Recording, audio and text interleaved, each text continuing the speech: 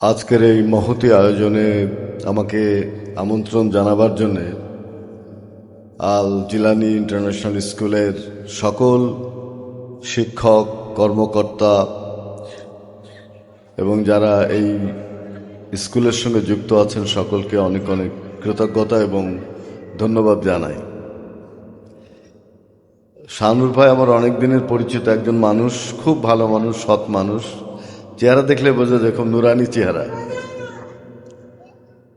তো আমার অন্য কাজ ছিল, কিন্তু আমি সেই কাজটা পিছিয়ে দিয়ে ভাইয়ের আমন্ত্রণে সাড়া দিয়েছি।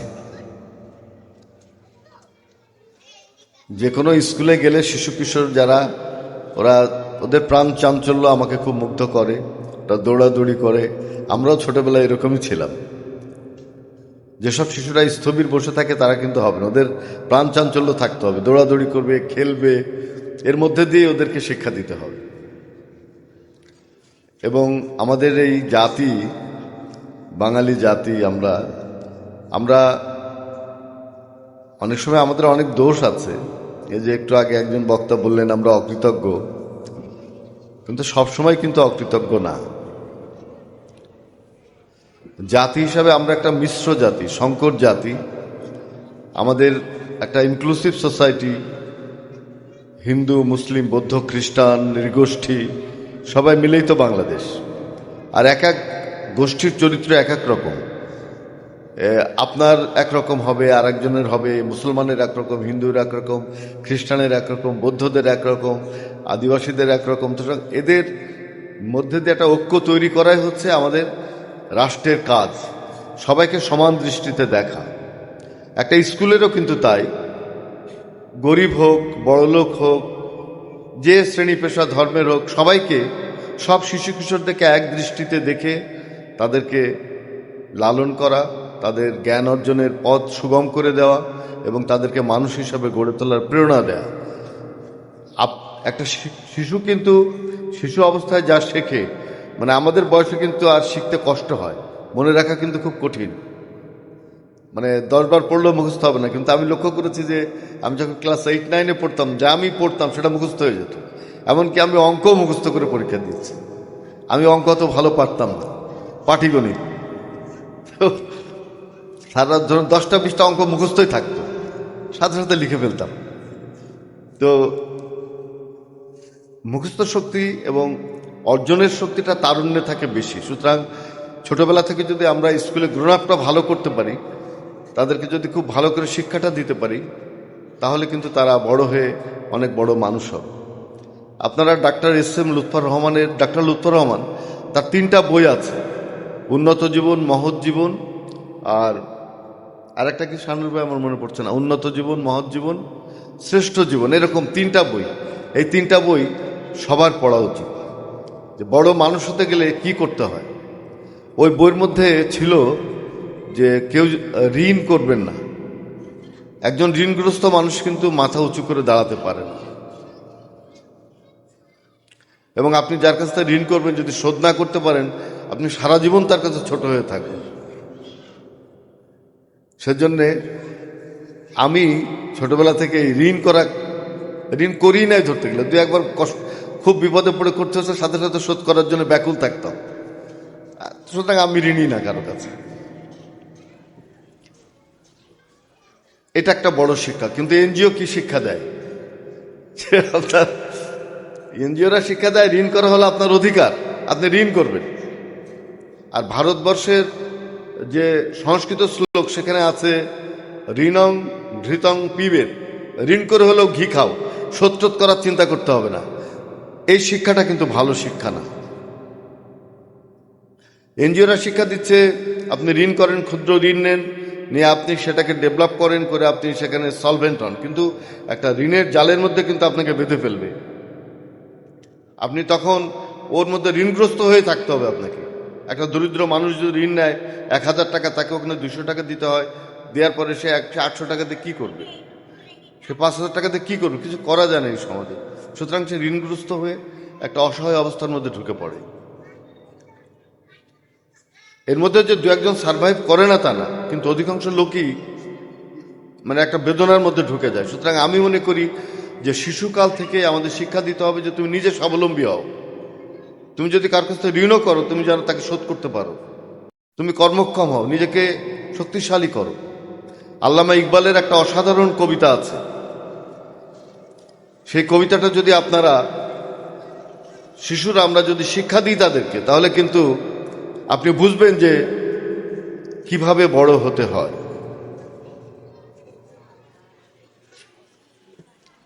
আল্লামা ইকবালের সেই কবিতাটা আপনারা হয়তো অনেকে জানেন। खुद की कार इतनी बुलंद कि हर तकदीर से पहले খোদা বান্দা সে খুদ পুছে বাতা তেরা রেদা क्या है। মানে তুমি নিজেকে এমনভাবে শক্তিশালী করো, এমনভাবে প্রস্তুত করো যেন ভাগ্য লেখার আগে খোদা তোমাকে জিজ্ঞেস করে তুমি কি চাও, তোমাকে আল্লাহর কাছে চাইতে হবে না। মানে তুমি নিজেকে এমনভাবে প্রস্তুত করো যেন আল্লাহ তোমার কাছে এসে বলবে যে বান্দা তুমি কি চাও, তোমাকে সারাদিন আল্লাহর কাছে কান্নাকাটা করতে হবে না। সুতরাং আমরা সেই জন্য নিজেকে এমনভাবে তৈরি করব, এমনভাবে জ্ঞান অর্জন করব, এমনভাবে সৎ শিক্ষা সুশিক্ষা লাভ করব যে আমরা একটা ভালো মানুষ হব, বড় মানুষ হব। আর আল্লাহ আমাদেরকে এমনিতেই নিয়ামত দান করবেন, এমনি তিনি আমাদেরকে দিবেন। কারণ আমার যা পাওনা আল্লাহর কাছে আল্লাহ তা আমাকে দিবে, চাইতে হবে। ধর্মশিক্ষা খুব প্রয়োজন মানুষের জীবনে, সেটা নৈতিকতার চর্চার জন্য খুব দরকার, সমাজের সুপথে চলার জন্য দরকার।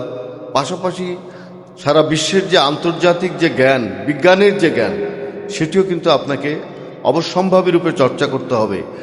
পবিত্র কোরআনে বারবার বলা হচ্ছে মহান আল্লাহ হচ্ছে মহাবিজ্ঞানময় সত্তা। আপনারা যারা বাংলা পড়েন কোরআনের দেখবেন মহাবিজ্ঞানময় সত্তা।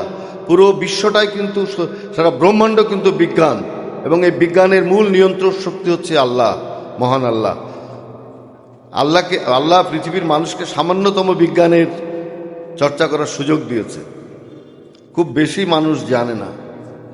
এই মহাকাশে যাচ্ছে, চন্দ্রে যাচ্ছে, মঙ্গলে যাচ্ছে, বুধে যাচ্ছে, শুক্রে যাচ্ছে, সব মানুষ যাচ্ছে, কিন্তু সেখানে অদেখা পৃষ্ঠের ছবি তুলে নিয়ে আসছে। সেখানে পানি আছে কিনা, সেখানে আবহাওয়া কেমন, সব কিন্তু আমরা এখন জানতে পারছি। এর চেয়ে আল্লাহ বলছেন, আপনারা সবাই জানেন, এখানে আপনারা ধর্মচর্চা করেন, যে তোমাদের যে বিশ্ব ব্রহ্মাণ্ডের যে জ্ঞান তা তোমরা সামান্যই জানো। আমরা কিন্তু সামান্যই জানি। এই সামান্য জানার ভেতর দিয়েই নিজেকে প্রস্তুত করতে হবে এবং বিজ্ঞানের চর্চা করতে হবে। আজকে শুধু বাংলা পড়লেই কিন্তু চলবে না, শুধু আরবি পড়লেই চলবে না, আপনাকে ইংরেজিটাও জানতে হবে। আর ইংরেজি জানা অনেক মানুষ কিন্তু ইসলামে বিশ্বাস করে, ধর্মে বিশ্বাস করে, এবং অসাধারণ ইংরেজি বলে তারা। ইংরেজি কোনো খারাপ ভাষা না, ইংরেজিটা সারা পৃথিবীর ভাষা, সেটা আপনাকে জানতে হবে। এবং আপনি যদি আমেরিকাতে যান, ইংল্যান্ডে যান, সেখানে অসংখ্য মানুষ আছে যারা ইংরেজি বলে কিন্তু মুসলমান। সুতরাং আমাদেরকে সারা পৃথিবীর সঙ্গে যোগাযোগ করবার জন্যে ধর্মের পাশাপাশি, বাংলার পাশাপাশি ইংরেজিটাও কিন্তু শিখতে হবে। ইংরেজি শেখাটা খুব দরকার। এবং বিজ্ঞান ভীতি নয়, বিজ্ঞান চর্চা আমাদের প্রয়োজন সন্তান সন্ততির জন্য। আমি অনেক ধর্মান্ধ মানুষ দেখেছি যারা মুক্ত চিন্তা করে না। তারা মনে করে যে এই যে আমি যে কিতাব পড়ছি, আরবি পড়ছি, এই যে সূরা আমি মুখস্থ করেছি, এখানেই মনে হয় আমার জ্ঞান সীমাবদ্ধ। কিন্তু তা কিন্তু না। আল্লাহ কিন্তু বারবার বলছেন যে তোমার জন্য, জ্ঞানী মানুষের জন্য অনেক উদাহরণ রেখেছি, তোমরা সেদিকে তাকাও, তোমরা রহস্য উন্মোচন করার চেষ্টা করো। আমি যে বিশ্ব ব্রহ্মাণ্ড তৈরি করেছি তা কিভাবে করেছি, তোমরা সে সৃষ্টির রহস্য উন্মোচনের চেষ্টা করো। আজকে যারা তরুণ, যারা শিক্ষার্থী, তারা যদি বিজ্ঞানের চর্চা করে, তারা যদি আল্লাহর রহস্য উন্মোচন করতে চায়, তাহলে তাকে বিজ্ঞানের চর্চা করতে হবে, অনেক বেশি লেখাপড়া করতে হবে। আমাদের দেশের যে ঐতিহ্য, যে উত্তরাধিকার, আমাদের যে সংস্কৃতি, তাকে ভালো করে জানতে হবে।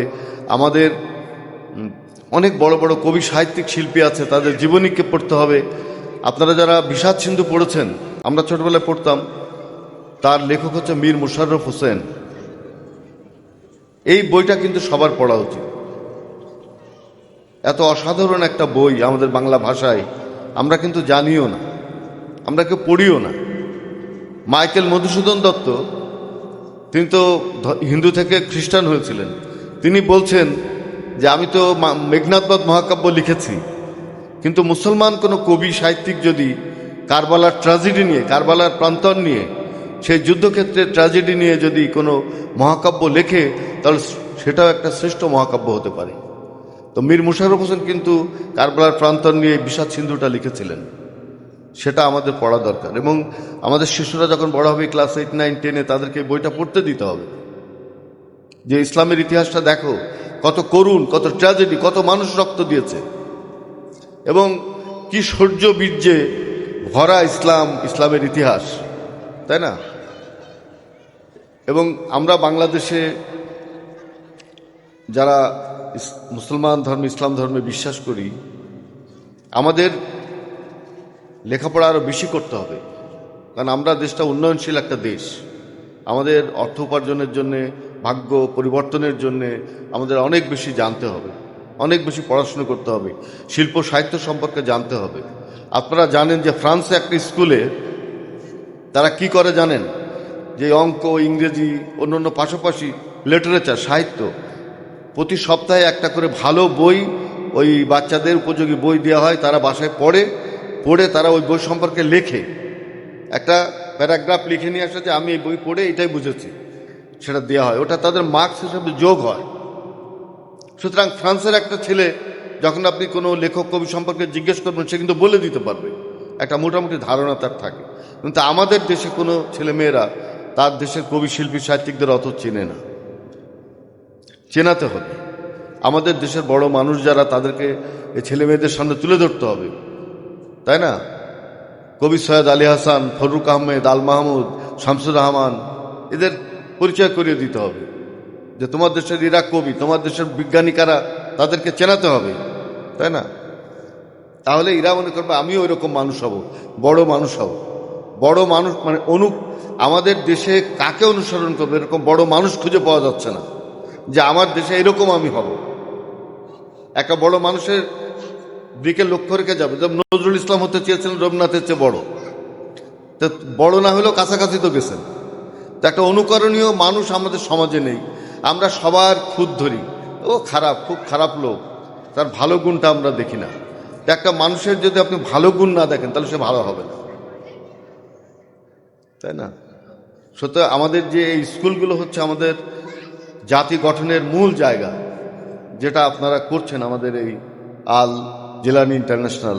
সেজন্যে আমি সবসময় এখন এই স্কুলে মাঝে মাঝে দাওয়াত করলে যাই। আমি তরুণদের সঙ্গে মেশার চেষ্টা করি যে তাদের ভাবনা কি, তারা কি ভাবছে। এখন প্রযুক্তির যুগ, আমাদের হাতের মুঠোয় পৃথিবী।